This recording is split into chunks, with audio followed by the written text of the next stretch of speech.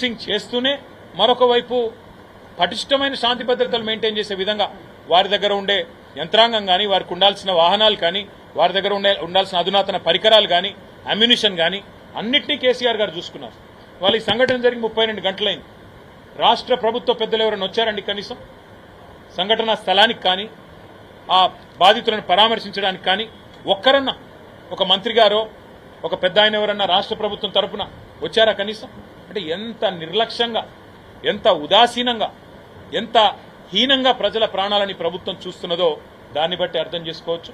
ముఖ్యంగా కరీంనగర్ పోలీసులు మా నాయకులను వేధించడం, మా వాళ్ళు వెంబడబడడం, మా కార్యకర్తలను టార్చర్ చేయడం, జైళ్లలో మా కార్పొరేటర్లు మాజీ కార్పొరేటర్లను పెట్టడం, ఇదే పని తప్ప మీరు ఇంతవరకు ఈ 2.5 ఏళ్లలో చేసిందేం లేదు. ఖచ్చితంగా గుర్తుపెట్టుకుంటాం. అది కూడా చెప్తా ఉన్నాను నేను, ఇదివరకు కూడా చెప్పాను, మళ్ళీ చెప్తున్నా.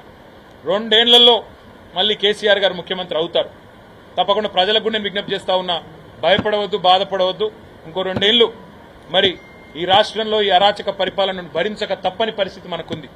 కానీ ఎవరెవరైతే అధికారులు ఇవాళ రేవంత్ రెడ్డి గారికి ప్రైవేట్ ఆర్మీగా పనిచేస్తూ మా నాయకులను మా కార్యకర్తలను వేధిస్తా ఉన్నారు, ప్రజల ప్రాణాలకు మానాలకు రక్షణగా నిలబడాల్సిన మీరు మాయంబడబడి మా కార్యకర్తల్ని మా పార్టీ నాయకుల్ని హింసిస్తున్నారో వారికి నేను ఒకటే చెప్తా ఉన్నా, మీరు రిటైర్ అయినా వదిలిపెట్టం, మీరు ఎక్కడికి పోయినా వదిలిపెట్టం. మీరు అనుకుంటుండొచ్చు నేను నల్గొండలో పనిచేసినా రేపు వచ్చి మళ్ళా ఎవరో మా కరీంనగర్లో మా నాయకుని పట్టుకొని వచ్చి ఎక్కడో పోస్టింగ్ ఇప్పించుకుంటాను. ఎవరిని వదిలిపెట్టం. తప్పకుండా ప్రతి ఒక్కరూ ఎవరైతే ఇవాళ అత్యుత్సాహం ప్రదర్శిస్తూ ఇబ్బంది పెడతా ఉన్నారో, మంచిగా డ్యూటీ చేసే వాళ్ళతో మాకు పంచాయతీ లేదు, కానీ ఎవరైతే రేవంత్ రెడ్డి గారి మెప్పు పొందడానికి ఇష్టం వచ్చినట్టుగా వ్యవహారం చేస్తా ఉన్నారో వారిని తప్పకుండా గుర్తుపెట్టుకుంటాం. అన్ని రాసుకుంటున్నాం, అన్ని చూస్తా ఉన్నాం, ఏది మర్చిపోము. కానీ అవన్నీ ఒక పక్కనైతే మొదలైతే మీరు చేయాల్సిన డ్యూటీ మీరు చేయండి. పోలీసులు చేయాల్సిన పని పోలీసులు చేయాలి, ప్రభుత్వం చేయాల్సిన పని ప్రభుత్వం చేయాలి. లేకపోతే కరీంనగర్లో హైదరాబాద్లో జరిగిన దుర్ఘటనలు రాష్ట్రం అంతటా కూడా జరిగే పరిస్థితి ఉన్నది. కాబట్టి మరి వెంటనే ఈ విషయంలో హోంమంత్రి మొద్దునిద్ర వీడి మేల్కొనాలి, పర్యవేక్షించాలి.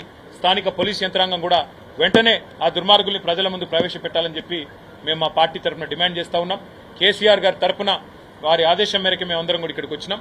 ఆ కుటుంబాలకు మా సానుభూతి తెలియజేశాం. తప్పకుండా వారికి ఏమైనా అవసరం ఉంటే తప్పకుండా మా పార్టీ తరఫున కూడా సహాయం చేస్తామని చెప్పి కూడా వారికి మాటిచ్చాం. మా స్థానిక శాసనసభ్యులు కమలాకర్ గారు వారితో టచ్లో ఉన్నారు రెగ్యులర్గా. తప్పకుండా వారికి ఏ అవసరం ఉన్నా మా పార్టీ అండగా ఉంటుంది, అందుబాటులో ఉంటుందని చెప్పి తెలియజేస్తాం.